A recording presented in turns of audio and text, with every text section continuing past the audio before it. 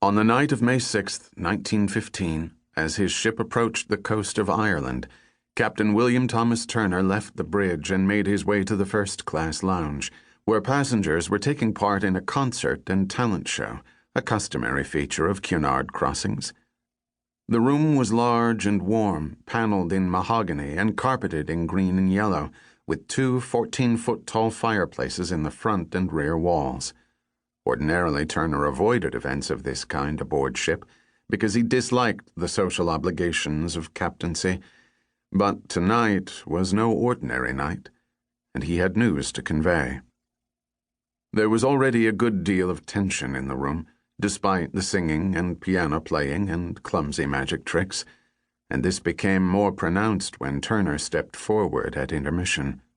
His presence had the perverse effect of affirming everything the passengers had been fearing since their departure from New York, in the way that a priest's arrival tends to undermine the cheery smile of a nurse. It was Turner's intention, however, to provide reassurance. His looks helped. With the physique of a bank safe, he was the embodiment of quiet strength. He had blue eyes and a kind and gentle smile, and his graying hair, he was 58 years old, conveyed wisdom and experience, as did the mere fact of his being a Cunard captain. In accord with Cunard's practice of rotating captains from ship to ship, this was his third stint as the Lusitania's master, his first in wartime. Turner now told his audience that the next day, Friday, May 7th, the ship would enter waters off the southern coast of Ireland that were part of a zone of war designated by Germany. This, in itself, was anything but news. On the morning of the ship's departure from New York, a notice had appeared on the shipping pages of New York's newspapers.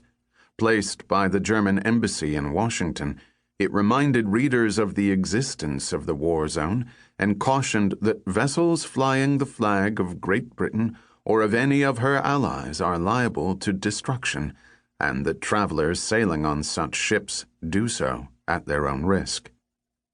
Though the warning did not name a particular vessel, it was widely interpreted as being aimed at Turner's ship, the Lusitania, and indeed in at least one prominent newspaper, the New York World, it was positioned adjacent to Cunard's own advertisement for the ship. Ever since, about all the passengers had been doing was thinking, dreaming, sleeping, and eating submarines, according to Oliver Bernard, a theater set designer traveling in first class. Turner now revealed to the audience that earlier in the evening the ship had received a warning by wireless of fresh submarine activity off the Irish coast. He assured the audience there was no need for alarm. Coming from another man, this might have sounded like a baseless palliative, but Turner believed it. He was skeptical of the threat posed by German submarines, especially when it came to his ship, one of the great transatlantic Greyhounds, so named for the speeds they could achieve. His superiors at Cunard shared his skepticism. The company's New York manager issued an official response to the German warning. The truth is that the Lusitania is the safest boat on the sea. She is too fast for any submarine. No German war vessel can get her or near her. Turner's personal experience affirmed this. On two previous occasions, while captain of a different ship, he had encountered what he believed were submarines and had successfully eluded them by ordering full speed ahead. He said nothing about these incidents to his audience. Now he offered a different sort of reassurance. Upon entering the war zone the next day, the ship would be securely in the care of the Royal Navy. He bade the audience good night and returned to the bridge. The talent show continued. A few passengers slept fully clothed in the dining room for fear of being trapped below decks in their cabins if an attack were to occur. One especially anxious traveler, a Greek carpet merchant, put on a life jacket and climbed into a lifeboat to spend the night.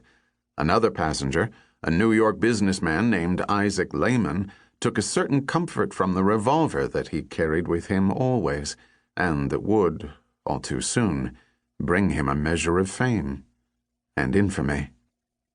With all but a few lights extinguished and all shades pulled and curtains drawn, the great liner slid forward through the sea, at times in fog, at times under a lacework of stars.